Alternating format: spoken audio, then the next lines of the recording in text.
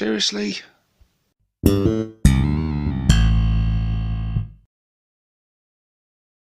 Hey guys, and welcome to this Orc Tactics video with myself, 6+ Stevo. In the last one, we looked at the Boosta-Blasta Snazwagon. In this one, we are taking a look at the Kustom Boosta-Blasta. This fella comes in at 85 points, and his stat line is as follows. Respectable movement 12, toughness 7, save 4+, 9 wounds, leadership 7, and an objective control of 3. So far, exactly the same as the Snazwagon. He has the weapons, burner exhausts, grot blaster, rivet cannon, and spiked wheels. And so let's take a look at this thing. The burner exhausts, they ignore cover, they're a torrent weapon, so they auto hit, and they're twin linked, so you will be re-rolling the wound rolls. So before I even read the stat line of this thing, you already know this thing's going to be quite effective. It does only have a range of 6 inches, so you're going to have to get really close to use this thing. But it gets 2d6 attacks, so 2d6 auto hits. The ballistic skill is non-applicable. Strength 4, AP nothing, and damage 1. So yeah, strength 4's not fantastic, is it? It's not gonna, but being able to re-roll the wounds with it being twin linked, it's gonna put out some. It's gonna force some saving throws. It ignores the cover, but it gets no AP, so I wouldn't expect a huge amount from this. But it's gonna land. It's gonna land hits regardless. 2 minimum, potentially 12. And of them hits, quite a few of them are going to wound, because even though it is only strength 4, you're re-rolling them wounds, so it makes it quite reliable. So yeah, you're going to force a few regular armor saves there. So against lightly armored infantry and stuff, it could be quite effective. Against anything else, I wouldn't expect too much from that. You've got the grot blaster there as well. You never know. And then you've got the main event, the rivet cannon, which is an assault weapon. We saw that on the Boosta-Blasta Snazwagon, which was really cool. So this thing can advance without any issue with that. Rapid fire 3. It's got a lovely range of 36 inches. So this thing's going to be able to target virtually anything at any time. That range combined with that movement and the assault ability, yeah, no worries.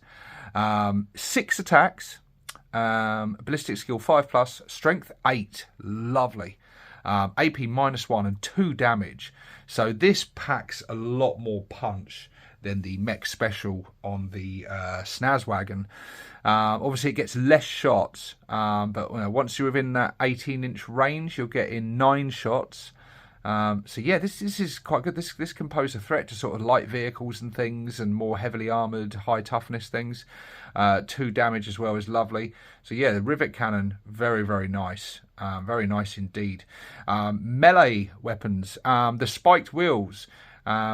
It has 4 attacks, weapon skill 4+, strength 7. That's all right.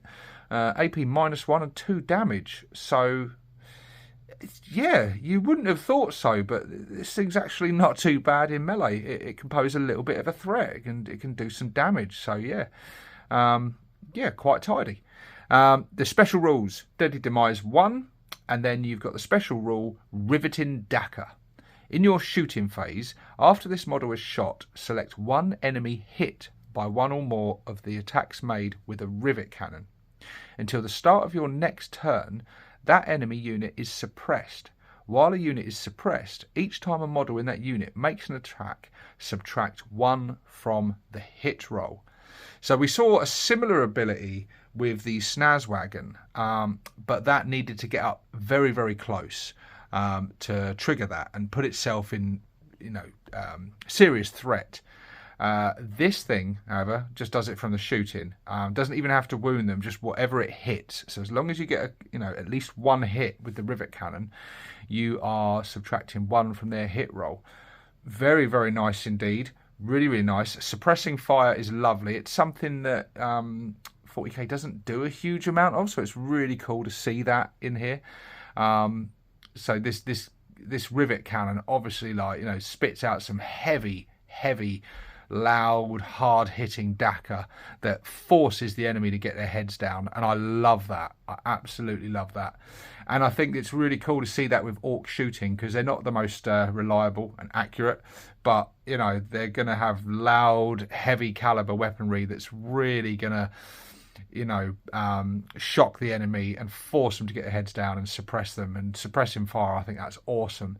So yeah, I love the fact that this thing can nip about laying down suppressive fire. Really, really good support unit. Plays a very similar role to the Snazwagon. In my mind, though, probably a little bit better. He's 5 points cheaper. Still comes that 6+ invuln save. Doesn't have the grenade keyword. Probably doesn't spit out as much Dakka volume of shots, but probably more impactful shots, and can keep itself out of harm's way a bit more. So yeah, I think of the two, I would probably go for the Kustom Boosta-Blasta myself.